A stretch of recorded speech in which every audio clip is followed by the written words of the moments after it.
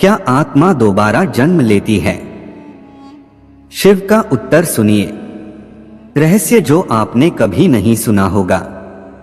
आपने कभी सोचा है जब किसी अपने की मृत्यु होती है तो वो आत्मा कहाँ जाती है?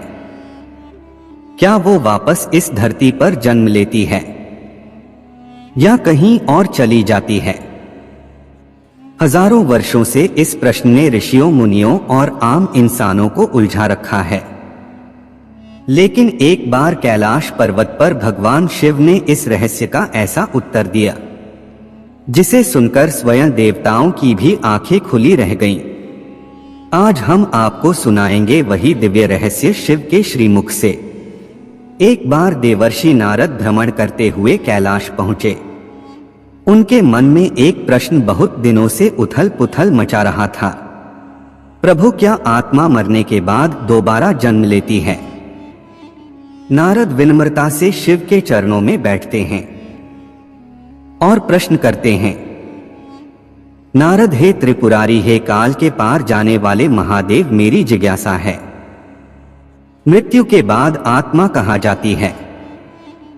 क्या वो संसार में लौटती है?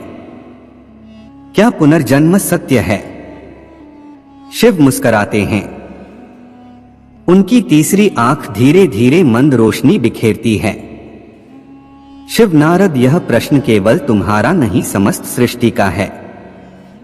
आत्मा न तो जन्म लेती है न मरती है, वह तो शाश्वत है, सनातन है। परंतु उसका यात्रा चक्र, जिसे तुम पुनर्जन्म कहते हो, वह इस संसार के कर्मों से बंधा है। शिव आगे समझाते हैं, जिस प्रकार वायु को कोई बांध नहीं सकता, उसी प्रकार आत्मा भी असीम है।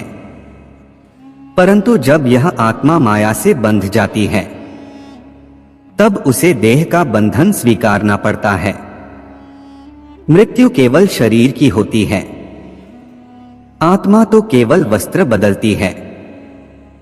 जैसे मनुष्य पुराने वस्त्र छोड़कर नए पहनता है। नारद, लेकिन प्रभु, आत्मा कब और क्यों लौटती है? हर आत्मा पुनर्जन्म क्यों नहीं लेती? आत्मा के लौटने का निर्णय उसके कर्मों पर आधारित होता है। जिन आत्माओं ने जीवन में अपूर्ण इच्छाएं, अधूरे कर्म या अत्यधिक मोह संचित किए होते हैं, वे वापस लौटती हैं। उन्हें पुनर्जन्म लेना पड़ता है। और जिनका मोह समाप्त हो चुका होता है, वे मोक्ष की ओर अग्रसर होती हैं। भगवान शिव ने एक चमत्कारी दृष्टांत सुनाया। कभी प्राचीन भारत में एक बालिका थी, कनक नाम की। उसका जीवन अत्यंत सरल था, परंतु उसकी मृत्यु बहुत कम उम्र में हो गई। लोगों ने उसे दफना दिया, परंतु कुछ ही वर्षों बाद उसी गांव में एक बालक जन्मा, ध्रुव। उस बालक को बचपन से ही कुछ विचित्र स्वप्न आते थे। वह कहता, मैं जानता हूं, यहाँ का हर कोना मैं जानता हूं। उस पुरानी बावड़ी के नीचे क्या है? लोग चकित हो गए।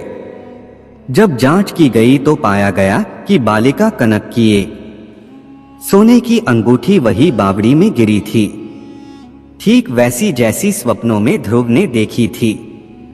शिव, यह आत्मा की स्मृति थी। अधूरी इच्छाओं ने उसे वापसी के मार्ग पर ला खड़ा किया। यही है पुनर्जन्म।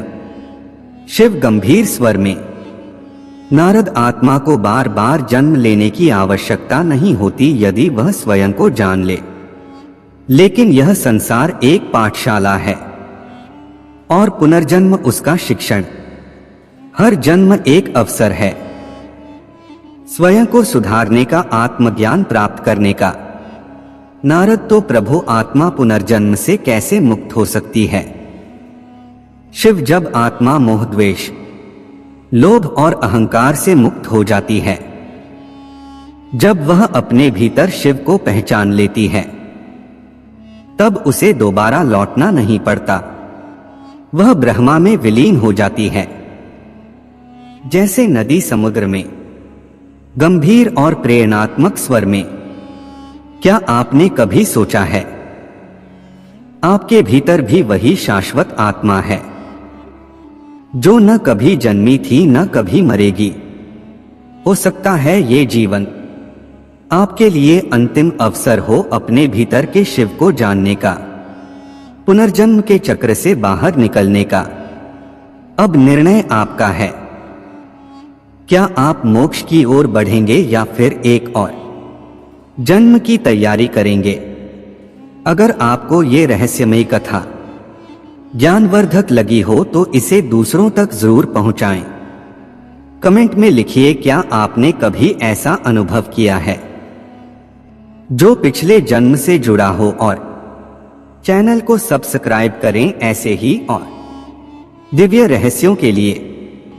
हर आत्मा अमर है, बस हमें उसे पहचानने की देर है। पूरा वीडियो देखने के लिए दिल की गहराई से शुक्रिया, धन्यवाद।